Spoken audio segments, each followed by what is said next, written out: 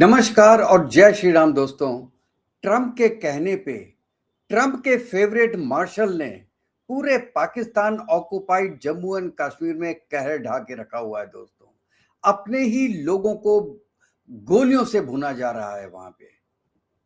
और वो किस लिए? क्योंकि साहब वहां पे इलेक्शंस हो रहे हैं।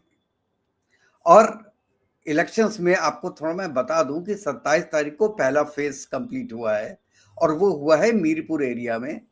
और इस इलेक्शन में 10% वोटिंग हुई है दोस्तों केवल, और 13 में से 9 सीट जीती है PMLN ने, जो शहबाज शरीफ की पार्टी है। दूसरा फेज सेकंड को है मुजफ्फराबाद एरिया में, और तीसरा फेज जो है वो 10 अगस्त को है पूंछ के एरिया में।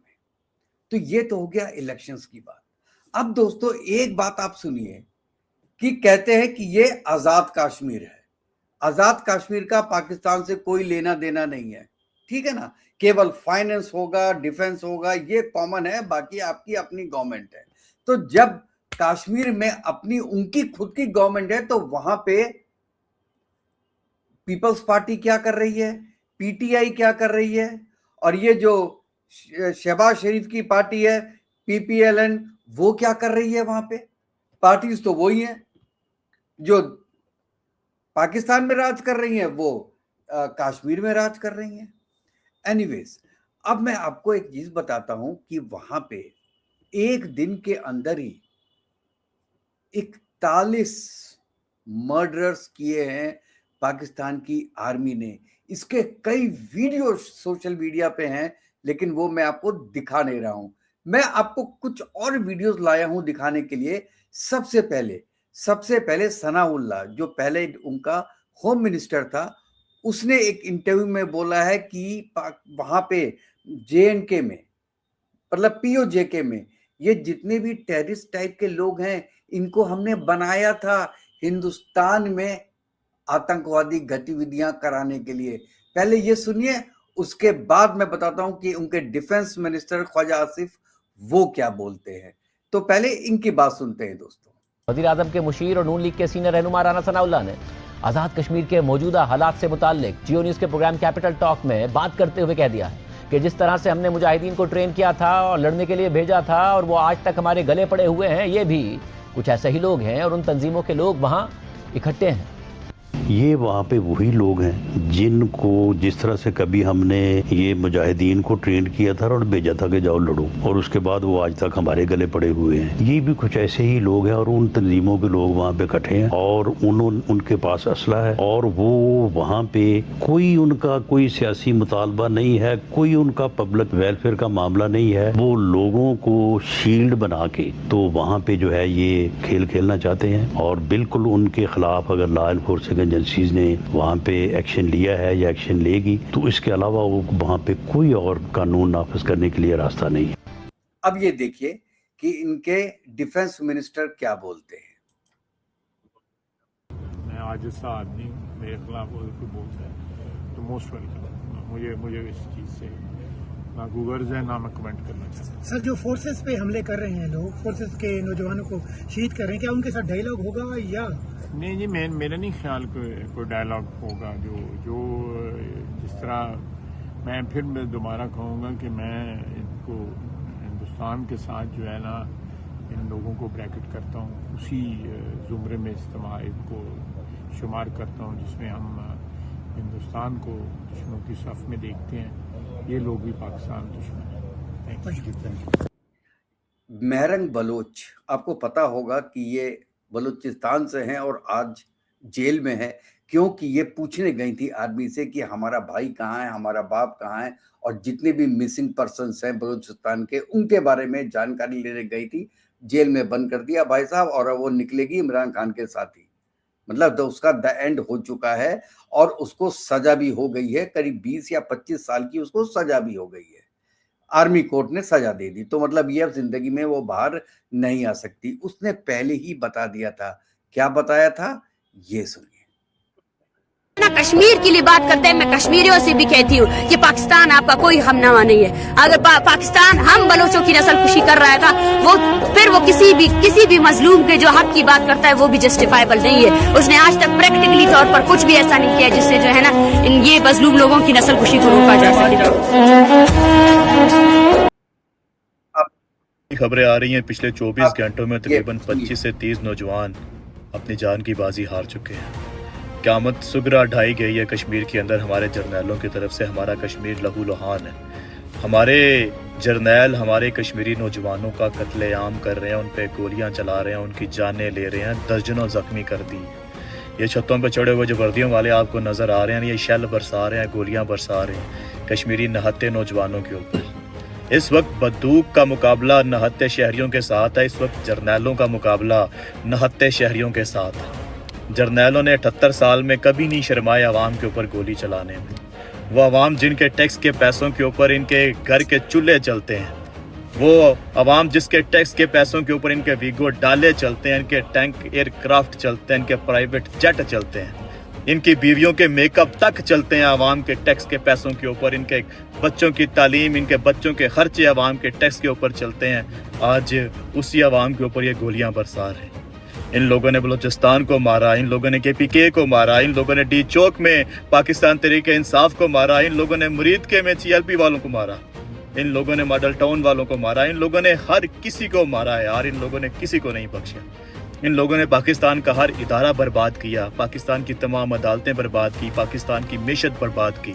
इन लोगों ने पाकिस्तानियों के ऊपर उन चोरों को मुसल्लत किया जो पिछले 40 साल से इनके साथ मिल के लूट रहे थे और मनी लॉन्ड्रिंग करके बरूने मुल्क अरबों की प्रॉपर्टियां बना रहे थे। ये जर्नैल कभी पाकिस्तान के हक में नहीं है दोस्तों। ये जर्नैल कभी कश्मीर बल्तिस्तान के हक में नहीं है।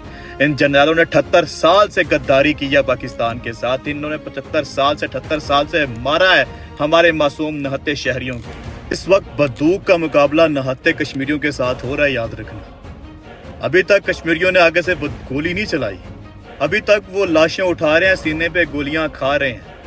लेकिन यही कश्मीरी जब मुजफ्फराबाद की असम्बली के ऊपर खड़े होकर अपने हाथ में कश्मीर का झंडा लहराएंगे ना, तो फिर मत कहिएगा कि कश्मीरी ज्यादती कर रहे हैं। जितने मर्जी जर्नैल आ जाएं, जितनी मर्जी गोलियां मार रहे हैं, इंशाल्लाह कश्मीर असम्बली के ऊपर अपना झंडा गाड़ के छोड़ेंगे। इंशाल्लाह कश्मीर इन जर्नैलों के चुंगल से निकाल के छोड़ेंगे। अल्लाह कश्मीरियों को हिम्मत दे, अल्लाह कश्मीरियों को इस्तकामत दे, अल्लाह कश्मीरियों की मदद फरमाए और अल्लाह नेस्तो नाबूद करे इन जर्नैलों और इनकी फोर्सेस को। अल्लाह एक वीडियो और देखिए इसके बारे में। मैं आगे 1-1 मिनट के वीडियोस हैं, ये आप देखिए, क्योंकि वहां का जो लोकल लोग हैं वो कितने परेशान हो चुके हैं वहां पे आर्मी से। और कई लोग तो ये कह रहे हैं कि साहब हिंदुस्तान आओ हमारी मदद करो। भाइयों को शहीद कर दिया है, जख्मी कर दिया है। ये यहूदियों से भी पहली नस्ल है। इन जालिमों को शर्म नहीं आती। इस रोड पे जहाँ पे खून ही खून है, गोलियां मार रहे हैं हमारे भाइयों को। क्या तमाशा है ये? आप हमारे पैसों पे पलते हैं, ये गोलियां हमारे टैक्स के पैसे से खरीदते हमें मार रहे हो। जालिमो, यहाँ जवाब न दिया, कब्र में तो दो थे, कलमा नहीं पढ़ता तुम क्या? इतना तो श्रीनगर में हमारे ऊपर जुल्म नहीं हुआ। ये क्या कर रहे हो इंटरनेशनल मीडिया?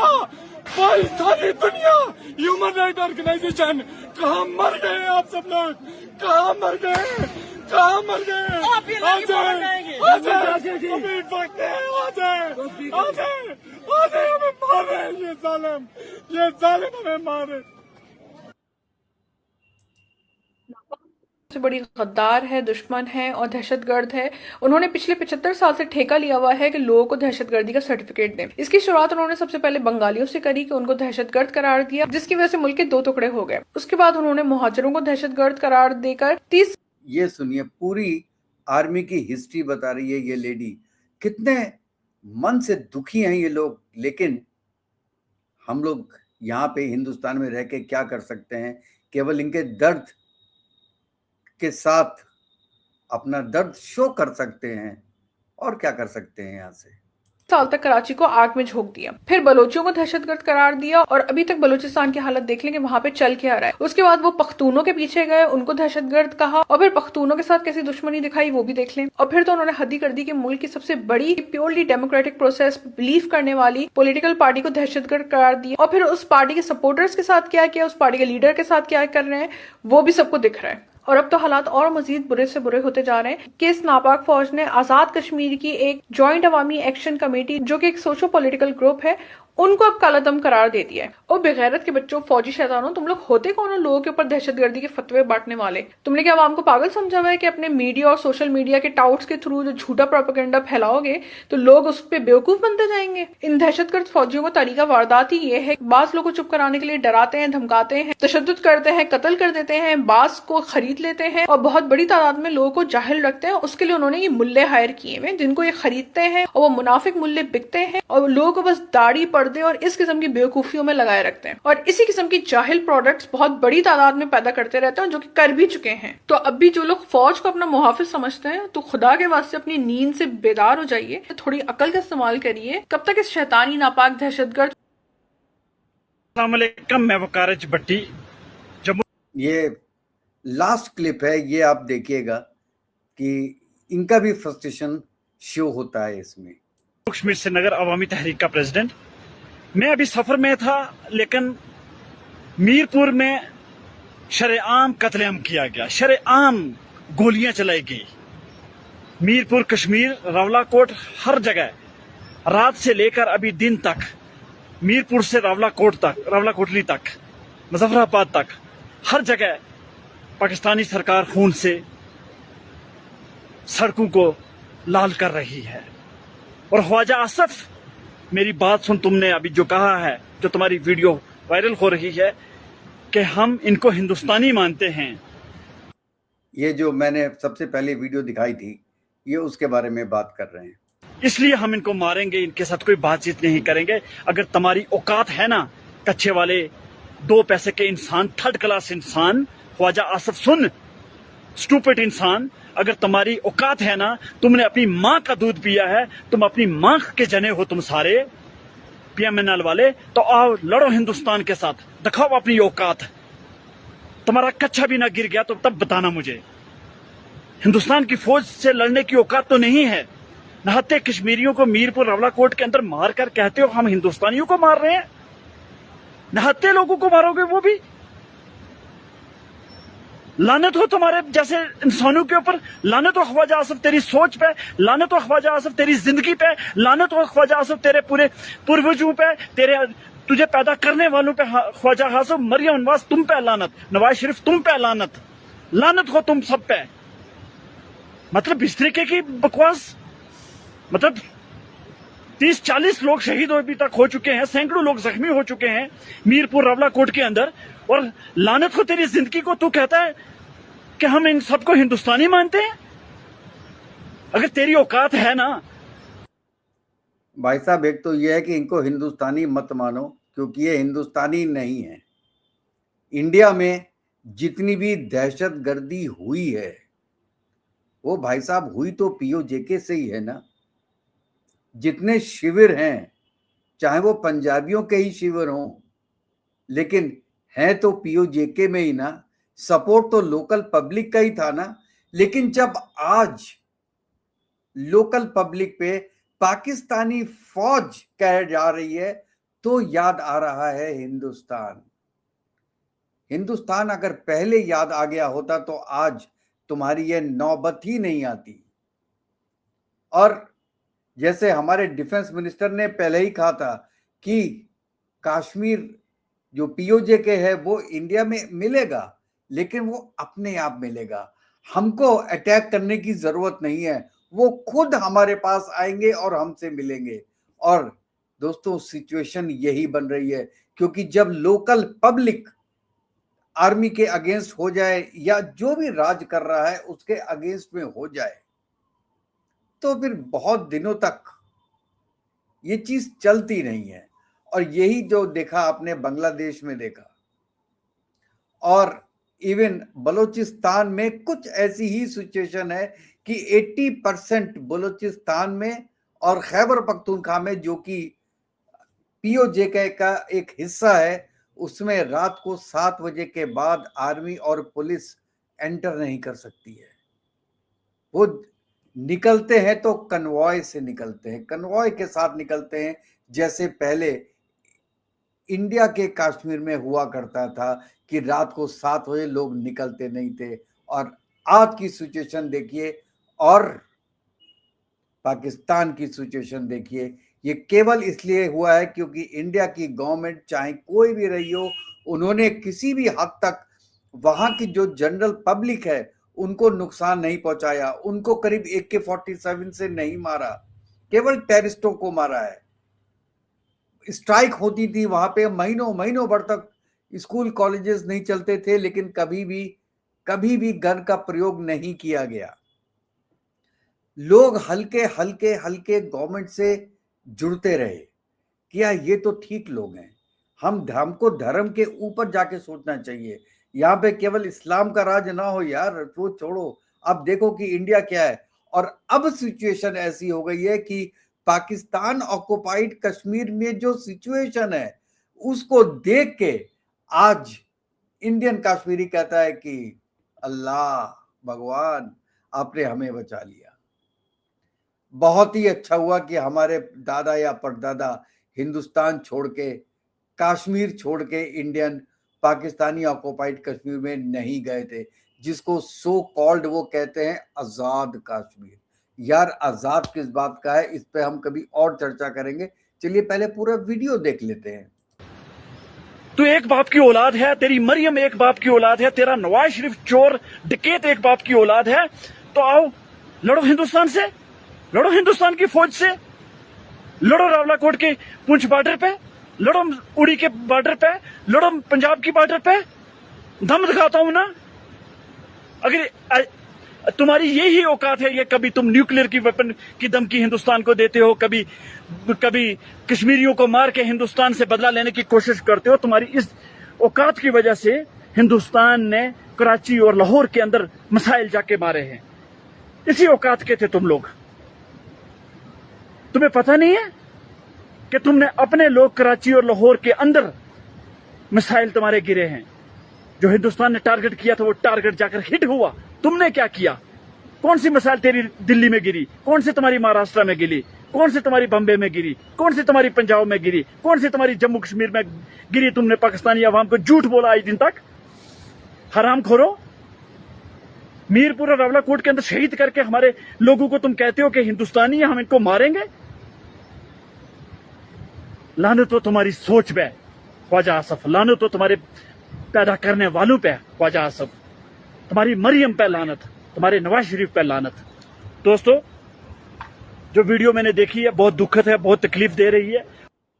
दोस्तों, आप ये देखिए कि आज पीओजे के लोग कितने नाखुश हैं वहां के मैनेजमेंट से, गवर्नमेंट से और आर्मी से। और यही एक तरीका है कि पीओजे भी हमारे जो इंडियन कश्मीर में उसमें मिल जाए। लेकिन अगर आप मुझसे पूछो तो मैं बिल्कुल भी इस फेवर में नहीं हूं। मैं नहीं चाहता, मैं कभी भी नहीं चाहता कि दूसरा बांग्लादेश बने। आज अगर पीओजे इंडिया में मिल भी जाता है, एक तो वहां पे जितने भी आएंगे आप जानते हैं सब मुस्लिम ही आएंगे,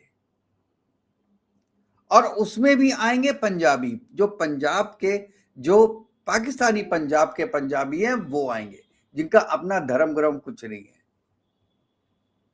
तो एक यहां पे आके अब अपनी संख्या बढ़ाएंगे, और दूसरा जब दोनों कश्मीर के लोग मिल जाएंगे तब इनको चाहिए होगा इंडिपेंडेंट कश्मीर। हमको ना हिंदुस्तान के साथ रहना है ना पाकिस्तान के साथ रहना है, हमें इंडिपेंडेंट कश्मीर चाहिए। और फिर ये हरकतें शुरू हो जाएंगी, क्योंकि पाकिस्तान के पास तो होगा नहीं कुछ भी। पाकिस्तान कहेगा ठीक है साहब, हम तुमको सपोर्ट करते हैं, तुम भिड़ जाओ इंडिया से। तो ये कंबाइंड जो जम्मू एंड कश्मीर होगा, ये इंडिया से लड़ाई करेगा with the banking of Pakistan. ये आप ये देखिए कि अगर ये मिलता है कभी भी, तो 2 या 3 साल के अंदर में ही ये कहानियां शुरू हो जाएंगी और फिर इंडिया एक दूसरे वॉर में चला जाएगा और अल्टीमेटली क्या होगा, आपको दूसरा या तीसरा बांग्लादेश बनाना पड़ेगा। एक पाकिस्तान रह जाएगा, एक कश्मीर हो जाएगा, एक बांग्लादेश हो जाएगा। हिंदुस्तान के कितने टुकड़े करोगे? हम अपने पोषण से सुखी हैं। अगर ऐसी कोई बात थी तो आपको ये पहले सोचना चाहिए था कि आपकी आर्मी है कैसी और वो क्या कर सकती है। जो जम्मू एंड कश्मीर बोलता हूं मैं, जो पीओजेके में जो एडमिनिस्ट्रेशन है उसमें आपका कितना हाथ है, आपका कितना से है, ये तो आप पिछले 50 साल से देख रहे हो, आज से थोड़ा देख रहे हो। आज आप इसलिए उठ रहे हो क्योंकि आपकी कुछ मांगे हैं जो पाकिस्तान पूरी नहीं कर रहा है और दूसरे आपके कुछ लोग मर गए। ठीक है, पिछले 1 महीने के अंदर में करीब 100 जाने गई हैं। ये छोटी जाने नहीं होती, ये बहुत जाने, इतनी जाने एक वॉर में जाती हैं। इसीलिए आज आपको एक रास्ता दिखाई दे रहा है हिंदुस्तान का, कि हिंदुस्तान की दुश्मनी है पाकिस्तान से, पाकिस्तानी फौज से। यही वक्त है कि हिंदुस्तान को बुलाओ और हिंदुस्तान और पाकिस्तान को लड़ाओ।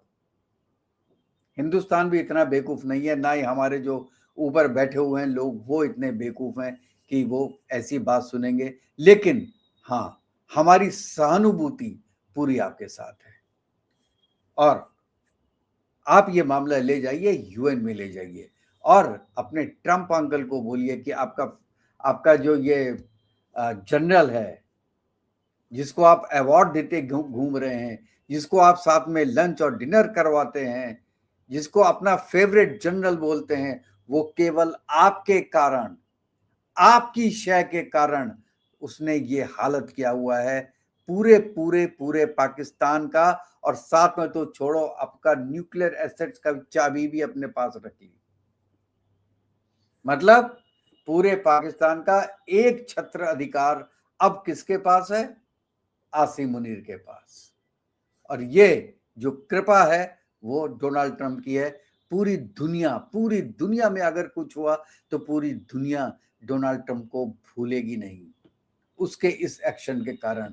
केवल मोदी जी से, क्योंकि मोदी जी उसको ज्यादा लिफ्ट नहीं कराते हैं, तो मोदी जी को नीचे दिखाने के लिए आपने एक टेररिस्ट का सहायता ली है ट्रंप साहब, और वो आपको दिखाई भी दे रही है। और अगर आज भी चुप रहे